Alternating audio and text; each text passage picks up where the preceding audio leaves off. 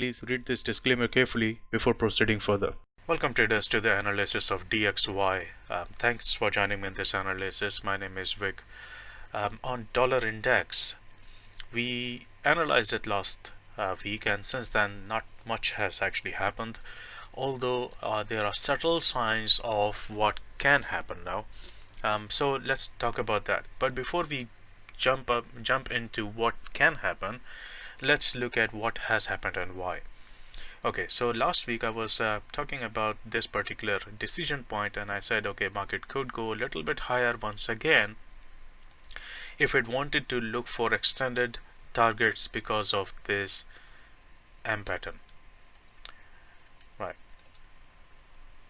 That did not quite happen because it did not go for extended profit targets. It went and settled for the first profit target, which is 38.2 around here, and since then the market has been rejecting. So this is what we had. If you are day trading or if you're trading for short-term swing, then you can actually do a lot of good with these sort of consolidation based patterns, which are WNM patterns. So what is the difference between FCP patterns, Fibonacci Confluence patterns, and WNM patterns? Fibonacci Confluence patterns are WNM patterns, but they have specific Fibonacci ratios behind them. They are different to harmonic patterns because harmonic patterns have a set of ratios, and FCP patterns have a slightly different Fibonacci ratios and different methodology behind them. So if you are looking for a sell, then you're looking for a W pattern or an M pattern as well, because when M pattern is forming, the market is going down, and that basically means that you can short while M pattern is forming, but when M pattern has completed, then market needs to go up. Okay, what I mean by that is something like this: when the M pattern completes, the market is supposed to go up. Okay, but when it is forming, the market is going down, right? So the formation and completion are two different things. Now when I'm standing here in our chat room, somebody actually pointed out there was actually a gap left around here, and we knew that this gap was actually going to lead into a bull trap sort of thing. So we were careful about that, and ultimately in the same day the market came back and closed that gap, which is actually a good thing for dollar, because if the market had started moving upwards, it would have meant at some point in time it would have come back to close that gap. So because the gap is closed here, that means if any kind of movement starts to happen upwards, that there are more chances of that to remain intact. These levels are still valid, so I'm not going to make any changes this week. These are still valid. However, let me actually add few things to it.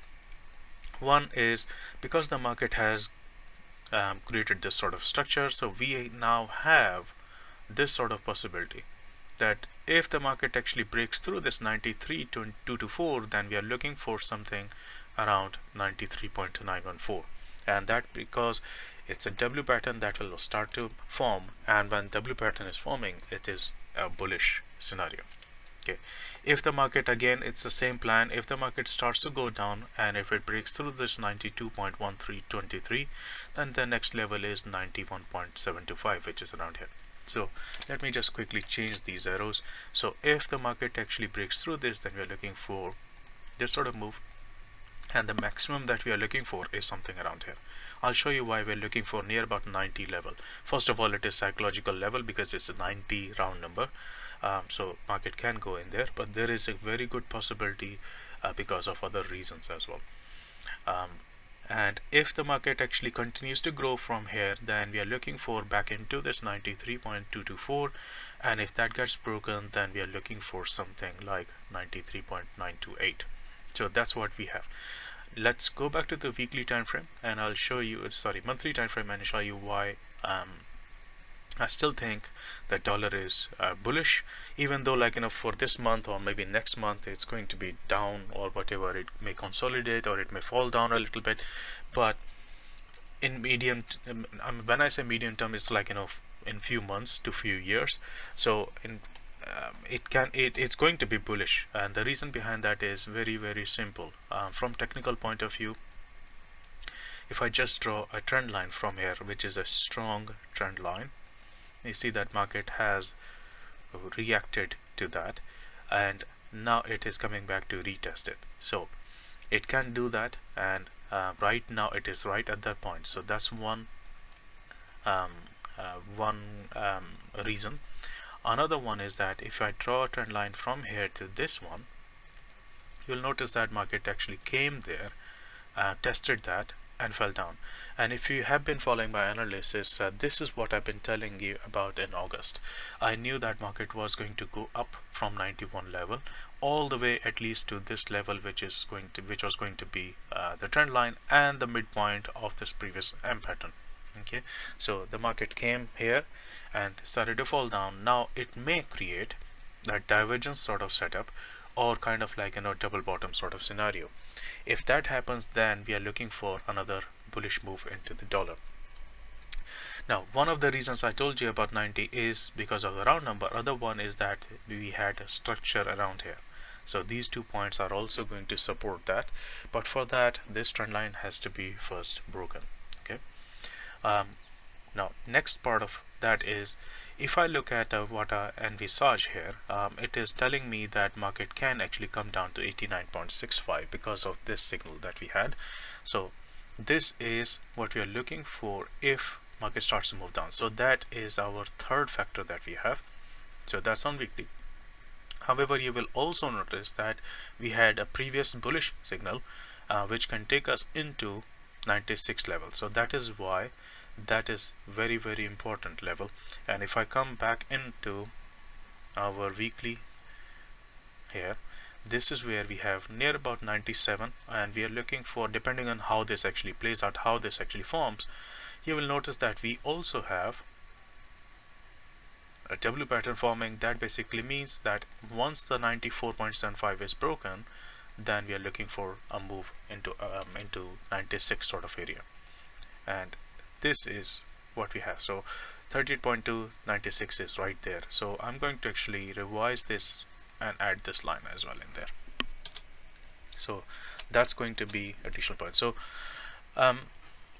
envisage is also telling us that this is the extreme possibility that we have near about 90 level, and on the bullish side then we have 96 level. And we also see that the water curve, this line has not been tested yet. It fell through, but it can actually go back upwards to test it out. So that's what we have on dollar here. Let's go and look at 4-hour time frame to see if there is anything that we can add into our analysis. So far what you can see, that market is like it doesn't want to go anywhere. It is just dragging its feet. It goes up, down a little bit, very small size candles, few gaps left which have been filled, gap left here, filled, gap here, left, filled. It is not actually doing much. It is not creating good size candles, which basically means that this is a bad behavior sort of thing. This is what I call as bad behavior price action, and that means that at some point in time there will be a sudden move to basically clear out this entire behavior. So watch out for that move. Okay, there could be something big coming in dollar.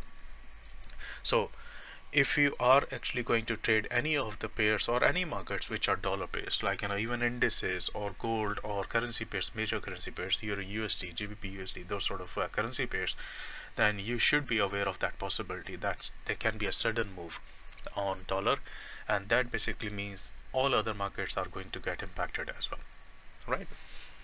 So this is what I had on dollar index, dollar strength.